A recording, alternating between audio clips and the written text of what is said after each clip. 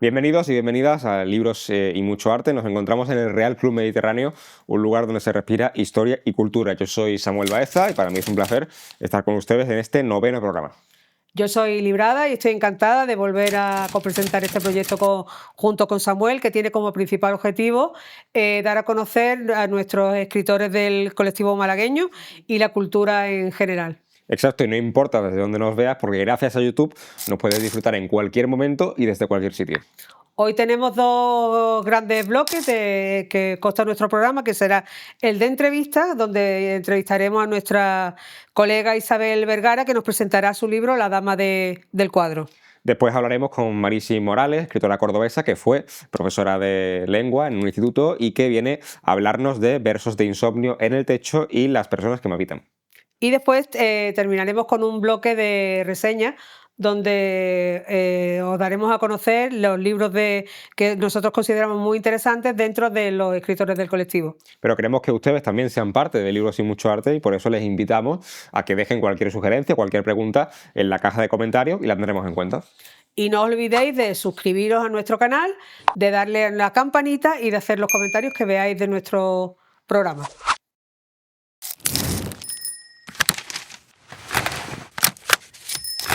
Hoy tenemos a nuestra primera invitada, que es Isabel Vergara. Buenas tardes, Isabel, y muchas gracias por estar aquí con nosotros. Os voy a presentar un poco a Isabel, ¿no? Nació en Almojía y siempre le interesó la escritura y la lectura.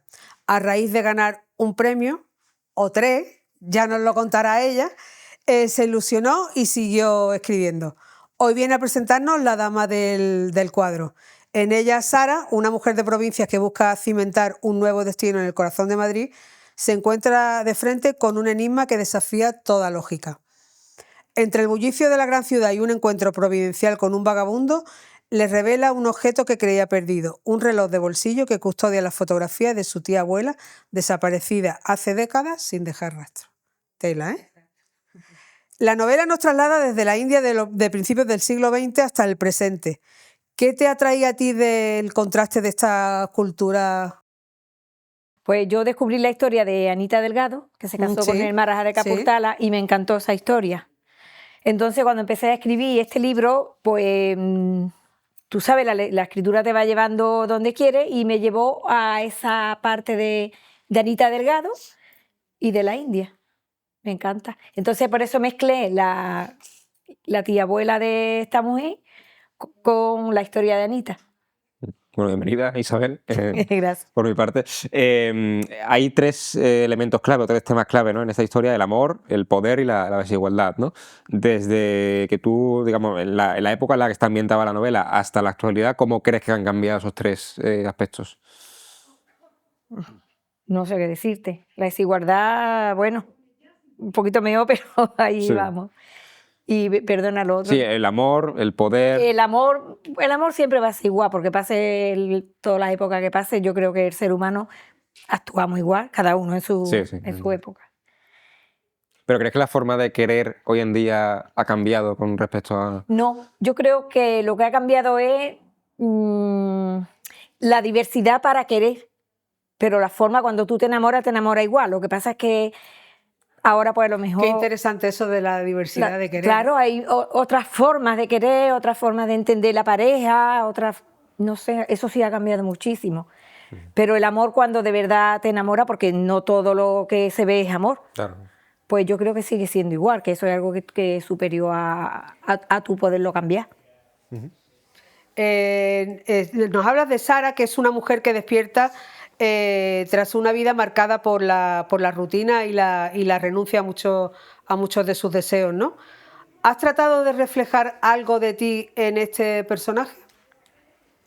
Bueno, aunque no lo trates, siempre sale parte de ti, porque escribe más o menos de lo que tú sabes de tu vida, de tus sentimientos, de tus vivencias, y siempre algo, pues sí. Por ejemplo, yo también me quedé viuda joven Y también pues intenté cambiar el ritmo de vida que llevaba. Pero no te fuiste con ningún Marajá, ¿no? No, no. Seguí en Málaga. Sí. La soledad es otro de los temas que también está presente en tu libro, ¿no? ¿Por qué has considerado que tenías que introducir este tema que era importante? Porque esta mujer, cuando se quedó viuda, bueno, y antes, estaba sola. Antes también porque vivía a la sombra del marido. Lo que pasa es que como estaba él, pues ella no era consciente de su persona, de su vida. Y cuando ya se quedó sin él, como no tenía hijos ni nada, pues es cuando descubrió lo sola que estaba. ¿Y cómo Sara se va a enfrentar a esa soledad en esa nueva vida, ¿no? Por así decirlo? Sí, pues lo primero que hizo, cambiar de ciudad, se va a Madrid, porque en Madrid hay muchas más oportunidades que en un pequeño pueblo, y empieza a vivir otra vida distinta, a relacionarse con otra gente. Hizo lo de la... Oye, no me sale la palabra. Que por eso conoció a este hombre, porque Sí. iba a ayudarle a la gente. Como de cooperante o algo así, ¿no? ¿No? De voluntaria. De voluntaria. De voluntaria. Se metió en el voluntariado. Y ahí, pues claro, eso te da opción a conocer a mucha gente y a vivir cosas distintas, a quedarte en tu casa. Sí. Una persona solidaria, que le gusta Sí, llevar. sí. Sí. Y eso le dio pie a conocer toda la historia que, gracias a eso, pues fue cuando conoció toda la historia de este hombre. Bueno, y gracias también a quedarse viuda, ¿no? Y en el caso de ella casi que sí, porque la verdad es que... Eso era como muy habitual antes, ¿no? Que Sí. la mujer como que se explayaba un poco más cuando ya... No que se explayaba, sino que era ella misma cuando... Pero es que no le quedaba más remedio, Ya. porque es que el marido la tenía totalmente encerrada, digamos. Lo Ya. que pasa es que ella no se daba cuenta. Pues eso no le pasaba a muchísimas mujeres, que no se daban cuenta hasta que pues, en algún momento despierta y lo ve. Hablando del voluntariado que nos has comentado de esta mujer y el contacto con las personas marginadas, que es verdad que hay muchas en la India, ¿por qué has querido exponer esa visión de las clases sociales más desfavorecidas? Hombre, porque ese siempre es un tema que parece que está como un poco olvidado, como que todo es muy bonito y todo es maravilloso y no es así, porque sobre todo la India, la cultura de la India Sí. es... Vamos, horrible. Y eso de que las mujeres cuando se quedan viudas se queman con los maridos, eso a mí me sorprendió muchísimo. El marido no se quema ella. Se quema ella. O si no se quema ya se anula de por Sí, es vida. A mí verdad. cuando empecé a investigar un poco sobre el tema ese, me impresionó mucho. Y por eso no se me llamaba la atención poner el personaje este de la tía de él que vivió esa vida. Quería quedarse en la India, quería no vivir, quería morir con el marido. Me pareció ¿Y a ti te gustaría ir a la India en algún A mí me momento? encantaría, Sí, me ¿no? encantaría, sí. Ya después de eso he leído mucho sobre la cultura india y todo aquello y me gustaría. Qué bien. Sí, pero creo que para ti era importante, ¿no? Retratar esas desigualdades que hay en la sociedad, una sociedad con tantísimos millones de personas y que, bueno, pues hay un montón de gente Sí. que vive como Que puede y que vive, tiene que vamos, sobrevivir, más que vivir, sobrevivir. Sobrevivir, Sí, sí. exacto. Y si tú ves las películas o lees cualquier libro, es que es horrible porque allí es mucha la diferencia entre Eso te iba a decir yo. una parte y otra. Sí. Hay o clases muy altas o clases sí, muy, sí. muy bajas. Además que lo ves en la calle, lo Sí, ves en las viviendas, lo ves en todo. Es que es dos mundos distintos, Sí, vamos. es verdad. Hay un personaje que es el turco. ¿Qué importancia tiene dentro de la trama? Pues el turco es el que da pie a toda la historia, porque es el hombre, el vagabundo que ella se encontró y luego por causa del destino, pues resulta que es el que tenía la foto de su tía abuela. Claro. No sé si podemos contar un poco lo que es la historia del vagabundo, o sea, por qué esta persona vive en situación de calle y... Sí, él es que quedó viudo también Vale. y se le fue un poco la cabeza. Entonces se fue para recuperarse, se fue con un amigo, se vino a España, porque bueno, ellos ya vivían en París, porque cuando acabó la época inglesa de la India, la dominación inglesa, los marajá le quitaron todos los poderes y ellos se vinieron a París. Entonces ellos vivían en París y para recuperarse de la tragedia de la muerte de la mujer, hizo un viaje con un amigo y vinieron a España. Lo que pasa es que luego el amigo se fue y ya tuvieron problemas y él se quedó sin dinero, perdió la cabeza y por eso se quedó Y tienen que en la comprar el calle. libro también. para leerlo. Sí, pero bueno, tiene mucha historia, que aunque Sí, diga ¿no? eso no te desvela nada. ¿Qué significa la dama retratada en el cuadro? Pues la dama es la tía abuela de ella, una chica normal y corriente de una vida normal, como al irse con Anita Delgado a la India y conocer al Marajá, pues le cambió la vida y lo tuvo todo, o ella creía que lo tenía todo. Entonces significa eso, el poder, el de no ser nada a sentirte una persona importante y hacerse esos retratos de aquella época en París, Sí. con tus vestidos, con tus sombreros, eso era el máximo. Luego al final también todo era Fachada, ¿no? fantasía, fachada. Hay muchas mujeres en la obra que viven un poco entre las expectativas, o sea, lo que se espera de ellas, ¿no? Y los deseos suyos de lo que quieran alcanzar, ¿no? ¿Tú crees que ese conflicto sigue existiendo a día de hoy? Lo que se espera de esta mujer y lo que ella realmente quiere conseguir con su vida y con su actos. Sí, yo creo que ya no tanto como antes, porque ahora tenemos más oportunidades y tenemos más... podemos estudiar, podemos saber mejor quiénes somos, nos conocemos mejor no todo se puede alcanzar, ni todo el mundo, pero yo creo que ahora es más fácil Hay más que oportunidades, hace ¿no? unos años atrás, sí. La Yo creo mujer que tiene sí. bastante más libertad que tenía Sí. antes. Es verdad que sí. La dama del cuadro es una historia de redención o de aceptación de ella misma. Pues no. O de ambas. Sí, puede que de ambas. Porque ella, cuando está allí, ella da un giro muy grande en su vida cuando va a París, que tampoco había salido nunca de su pueblo ni de España, y entonces pues se descubre ella misma. Descubre que la vida es mucho más que estar nada más en tu casa con tu marido, yo qué sé, aunque eso es muy bonito, Sí. pero que puedes vivir otras cosas. Y entonces me parece que ella también se descubre a ella misma y se acepta y se empieza a ver las cosas de otra manera. Incluso se enamora, aunque no quería, pero al final acaba enamorándose y Es que además el cambio de vida es importantísimo es en ella, ¿eh? importante. Sí. ¿Cuál es el mensaje que tú quieres transmitir al lector con este libro y la intención por el que creaste un poco, ¿no? la historia? Pues a mí lo que me pasa con las novelas, con casi todas, que es el cambio de mente de la persona. Cómo la persona se supera a sí misma por una circunstancia que no controla ella, sino que la vida te la pone. Y al final acabas descubriendo cosas que no te esperas o viviendo vidas que no te... viviendo momentos que no te esperas nunca que lo ibas a vivir. Eso O me sea, encanta. tú has sobrepasado tus expectativas, ¿no? Lo que tú tenías pensado. Sí, a mí eso me has encanta, aprendido. cómo puedes ir avanzando tu vida o cosas que no tienes ni idea de que te iba a pasar. En algunos casos, no todo igual, pero... ¿Y a ti te ha pasado en algún momento? Pues mira, a mí con esto de escribir era un sueño que yo tenía y al final el hecho de poder escribirlo, de poder verlo ahí, de estar en la entrevista, de estar en la feria del libro, pues la verdad es que sí, yo me siento muy feliz cada vez que puedo ir a hablar de mi libro o hacer actividades de... Y es verdad que muchas de veces literatura. escribir es muy sanador Sí. también. Ya falta que lo presentes en India o en París, que Ahí algún está, día llegará. en París, ¿no? en París. Un poquito más cerca. Sí, porque está más cerca y Está más también el cerca. ambiente es más Sí, es más- diferente, ¿no? Sí, sí. Más de eso. de literario. ¿Te gustaría contarnos algo de tu libro que no te hayamos preguntado que tú creas que es importante o que la gente debe saber?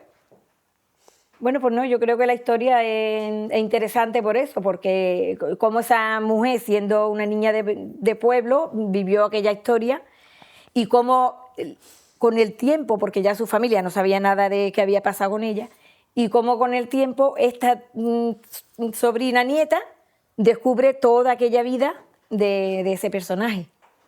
Es lo que me gustaría que la gente lo leyera y descubriera cómo paso a paso va desgranando esa vida. ¿Dónde lo podemos comprar para que nuestros espectadores se sitúen y lo... En Amazon. En Amazon. En Amazon. Ahí Está se puede- en ebook y en papel. No hay excusa, vaya, en cualquier formato se puede leer. Muchas Pues gracias. Isabel, muchas gracias. Espero que te haya sido una entrevista cómoda, que no hayas estado nerviosa y que te hayas sentido muy bien. Para nosotros ha sido un placer tenerte aquí esta tarde. Muchas No, gracias. estaba muy bien. Muchas gracias a vosotros. Gracias.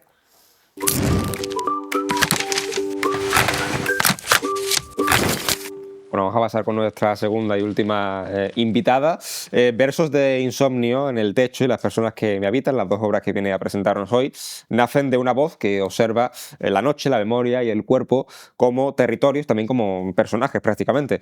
En ambas obras, Marisi Moral, nuestra invitada, escribe desde la intimidad, desde el silencio en el que conviven la vigilia, los recuerdos, las ausencias y las identidades. Marisi, bienvenida. Buenas tardes, Muchísimas Marisi. gracias. Muchas gracias por contar conmigo y por traerme y entrevistarme hoy. Pero parece por la temática que las dos obras como que dialogan entre sí, ¿no? No sé si tú también lo percibes así. Sí, dialogan entre sí. De hecho, Las personas que me habitan, que es una novela, está introducida por un poema de versos de insomnio en el techo que se titula Las personas que me habitan. Es decir, que sí que, por supuesto, que dialogan entre sí. Sí. Hay mucha relación tanto en la temática, quizás no en todos, pero sí en una gran parte del poemario, como en la novela, ¿no? Ese sentimiento de que cada vez que pierdes a alguien, echas adentro otra persona más que te habita, ¿no? Y en esa historia, pues, en muchos sentidos se desarrolla tanto la novela como el poemario. ¿Pero por qué quisiste separar y no hacerlo todo, aglutinar, digamos, las dos ideas dentro del mismo...? Las dos ideas dentro de un mismo libro... Una misma obra, por así decirlo. No, porque en primer lugar, por ejemplo, el verso de insomnio en el techo recoge además poemas que yo ya tenía publicados, pero quería reeditarlos para recopilarlos, porque en alguna ocasión uno de los poemarios era simplemente de 7 poemas, luego le añadí uno más de 8. Entonces, aquello fue un capricho, ¿no? Pero nadie te publica un poemario de 8. De ¿no? 8. Entonces, reedité versos de insomnio en el techo con muchos poemas que ya había publicado anteriormente y con otros muchos nuevos. La temática estaba ahí, pero en el caso de las personas que me habitan la novela, primero porque quería distinguir los géneros. Y segundo, porque en el caso de la novela es, creo, y digo creo, que es la tercera parte de un ciclo familiar, de una saga que con esta novela cierro. Entonces tenía que distinguirlo, ¿no? A la fuerza tenía que hacerlo distinta por eso mismo, ¿no? La novela Las personas que me habitan tiene primero, la primera novela que publiqué de la saga es He prolongado el eco, la segunda es Perfil del barro, y con esta quería cerrar el ciclo familiar. Necesitaba, igual que necesitaba escribir esas 3 novelas, necesitaba cerrar ese ciclo. Entonces tenía que distinguir, ¿no?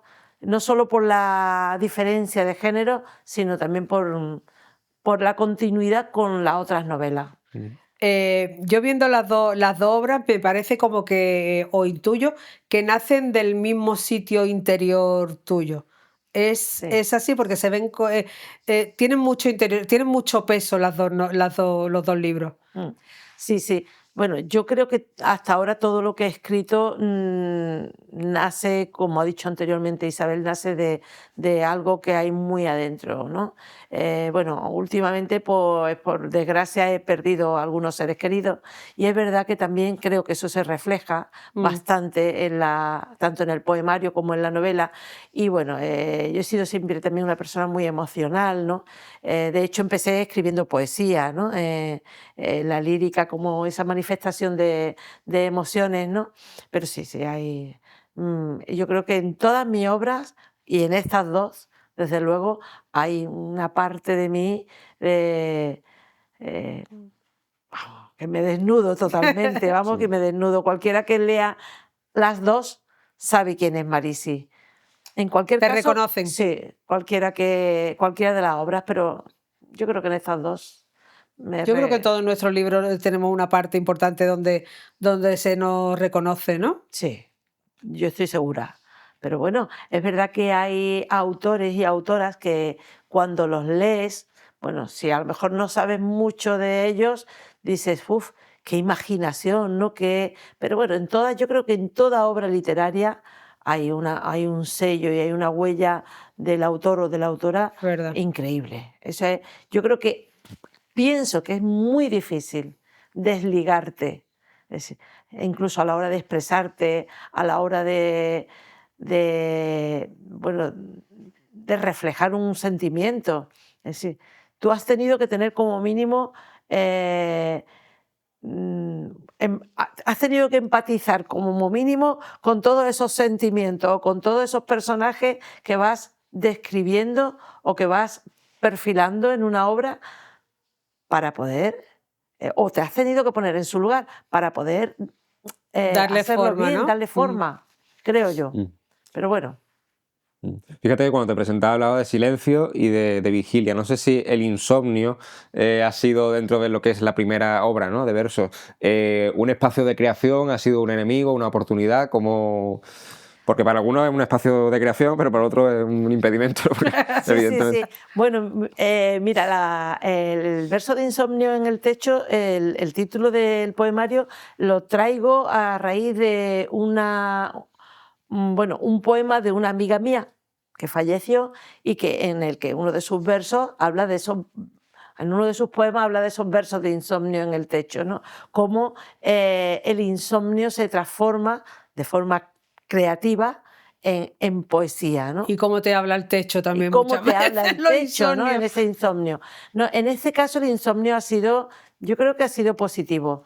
Yo, bueno, creo que suelo tener esa tendencia lo digo así muchas veces, a reciclar lo que vivo, lo que tengo, lo que percibo, sea positivo o negativo, y reconvertirlo en algo que, bueno, que yo creo, luego los demás juzgarán, ¿no? Pero que yo creo que puede ser bello, ¿no?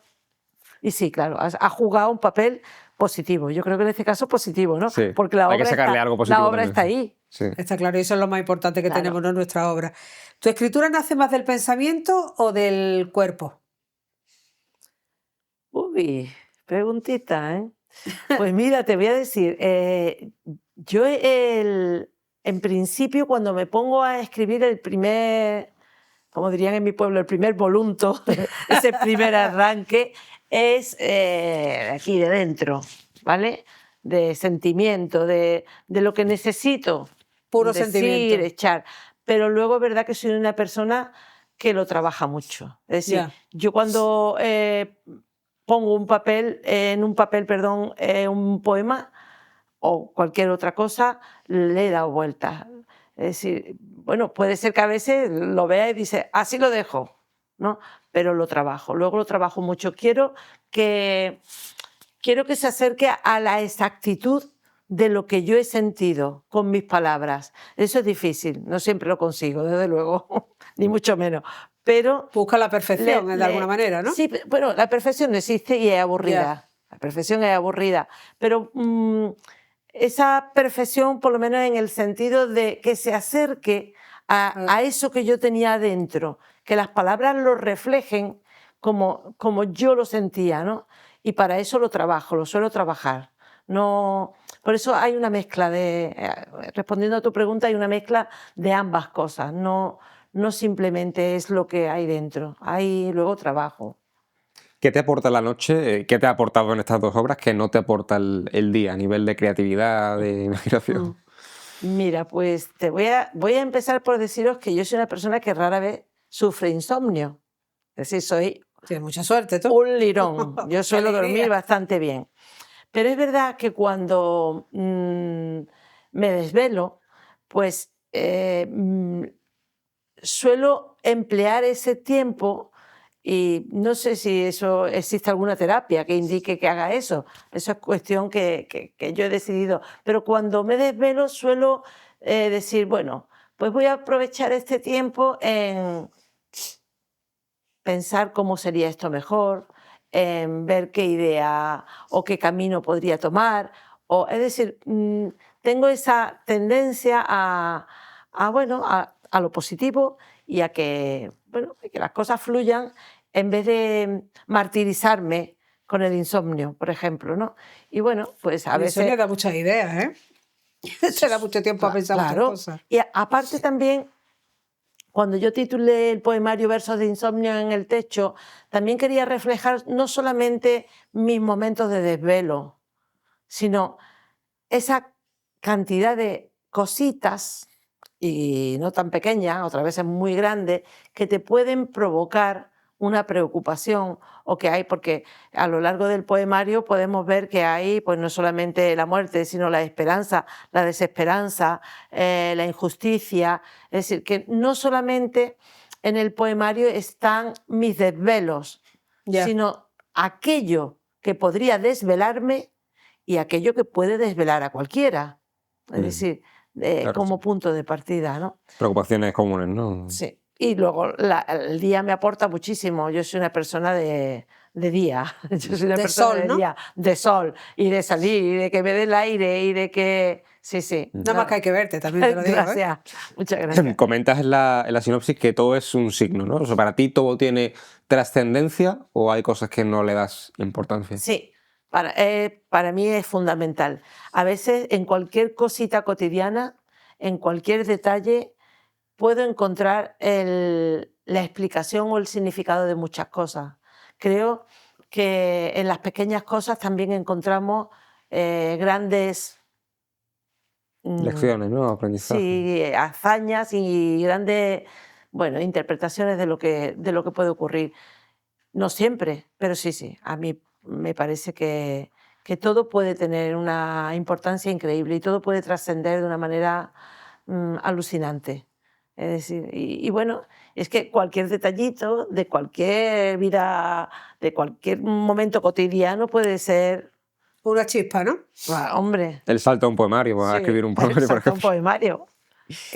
¿Tú crees que somos la suma de las personas que han pasado por nuestra vida? Eso lo tengo claro. Sí, ¿no? Eso lo tengo clarísimo. Yo tengo cada vez más claro, además cada vez está en mí con más fuerza que somos la suma de esas personas, de todas esas personas que han pasado por nuestra vida e incluso que no, incluso personas o antepasados que ni siquiera hemos llegado a conocer. Sí.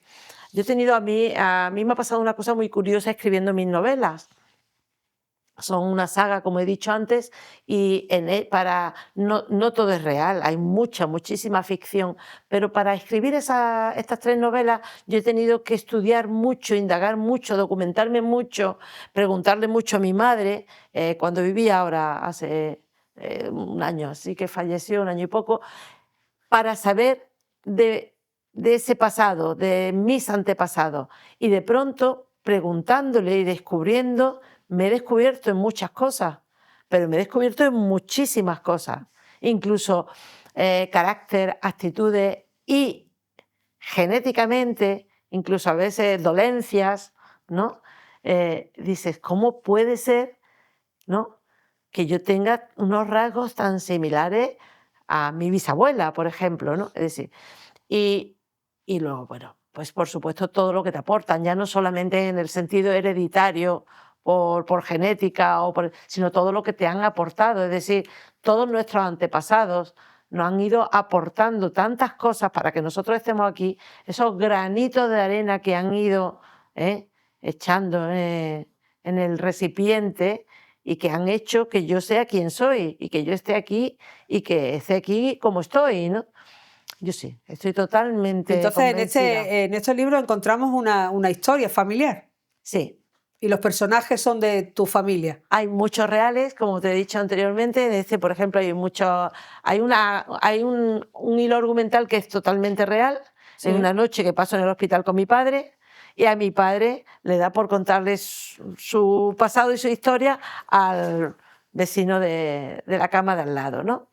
Y bueno, cuento un poco, como al principio lo puedo contar, que había sufrido hacía poco un aneurisma que le había dejado las cuerdas vocales tocadas y entonces él realmente no articulaba bien, él casi gruñía, pero lo que se enfadaba mucho, porque tenía mucho genio, era una persona de mucho carácter, se enfadaba mucho porque decía que todos los demás nos habíamos quedado sordos.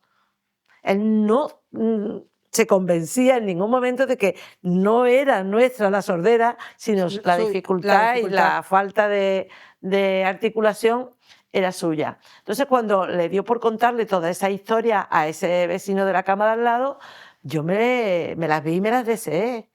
en la mayoría de las ocasiones tenía que inventar la historia para que el otro señor... Pero que me da la impresión, escuchándote lo que nos estás contando, que tú eres como una esponja de todo lo que va pasando a lo largo de tu vida y en cada momento, ¿no? Sí. De cada momento vas cogiendo, parece como que estás todo, no que estés todo el tiempo buscando nada, ¿no? Sino que eso, absorbiendo momentos de tu vida, Sí. experiencias y demás, Sí, ¿no? sí. Y después nos las trasladas en tu libro. Me pasa mucho, sí.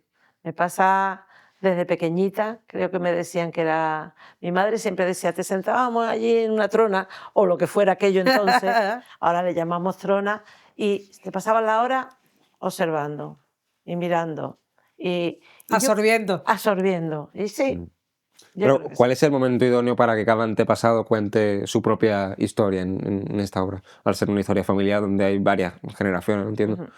En esta historia, Sí. para que cada antepasado cuente Sí. su historia.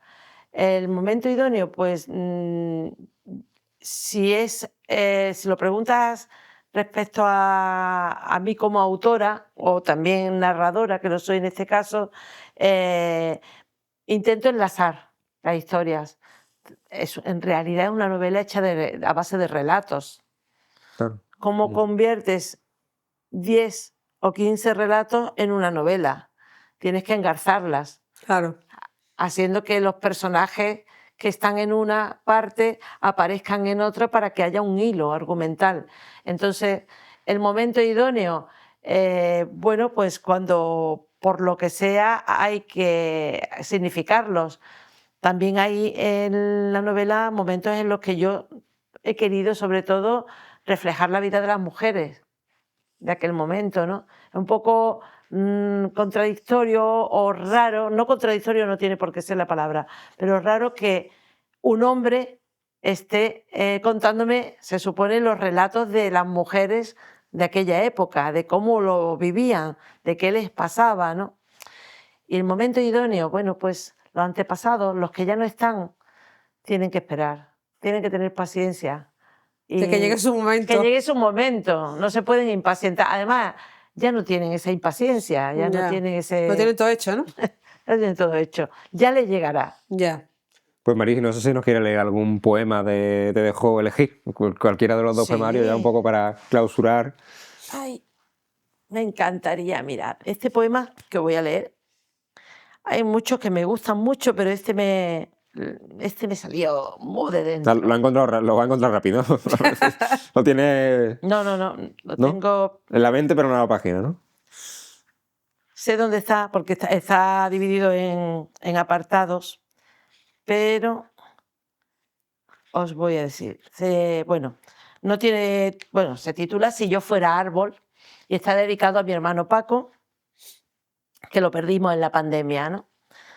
Y es así. Si yo fuera árbol, anidaría en tu jardín y me convertiría en sombra terrera de las hojas sin vida que alfombran tu huerto.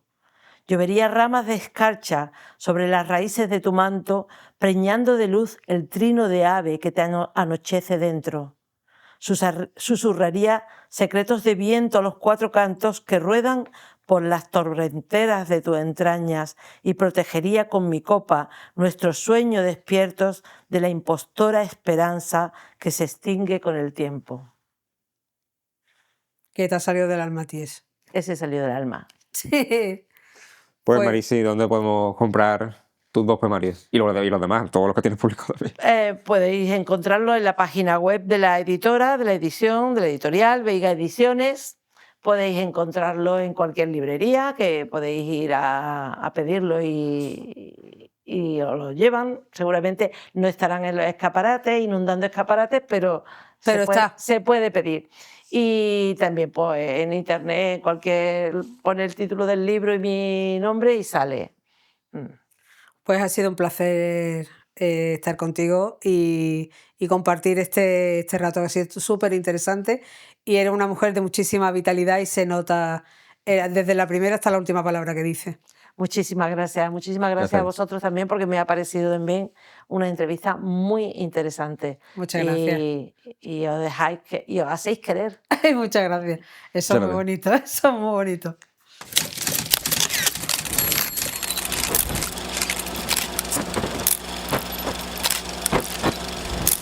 Vamos en este bloque con la reseña. Las reseñas que yo he hecho para este programa es sobre Paz Fanlo y su novela Los abrazos que no nos dimos. Hay novelas históricas que reconstruyen una época y otras que la utilizan como espejo. Los abrazos que no nos dimos pertenecen a estas últimas. Ambientada en la Málaga del siglo XVII, la historia nos presenta a Juan Mateo, un pescador cuya vida se ve truncada al ser capturado por corsarios berberiscos. A partir de ahí, la novela se adentra en el cautiverio, la pérdida y la lucha por la supervivencia. Sin embargo, el verdadero conflicto no se limita a la prisión física, sino que se despliega en el terreno emocional, el peso de lo no dicho, de lo no expresado, de los gestos que quedaron suspendidos en el tiempo. Paz Fanlo combina una documentación histórica rigurosa con una prosa serena y contenida. La ambientación no es un mero decorado, construye un contexto creíble que da solidez al relato y sitúa al lector en una Málaga marcada por el comercio marítimo, el peligro constante y las tensiones culturales del Mediterráneo de la época. Pero lo que realmente sostiene la novela es su dimensión humana. Más allá de la aventura o del drama histórico, la autora reflexiona sobre la fragilidad de los afectos y sobre cómo el orgullo, el miedo o las circunstancias pueden impedir que expresemos lo que sentimos cuando aún estamos a tiempo. El título no es casual.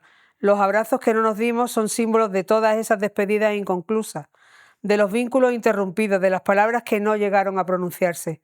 En este sentido, la obra trasciende el marco histórico y conecta con una experiencia universal.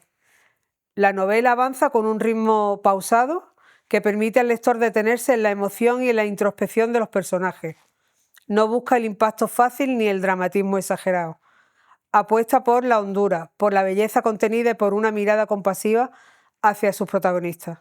Los abrazos que no nos dimos es, en definitiva, una novela sobre la memoria afectiva, sobre la redención y sobre la necesidad de reconciliarnos con aquello que quedó pendiente. Un recordatorio de que el tiempo no siempre nos concede segundas oportunidades, pero la literatura sí, puede ofrecernos un espacio para comprenderlas. Es un libro que recomiendo desde aquí porque su profundidad es importante.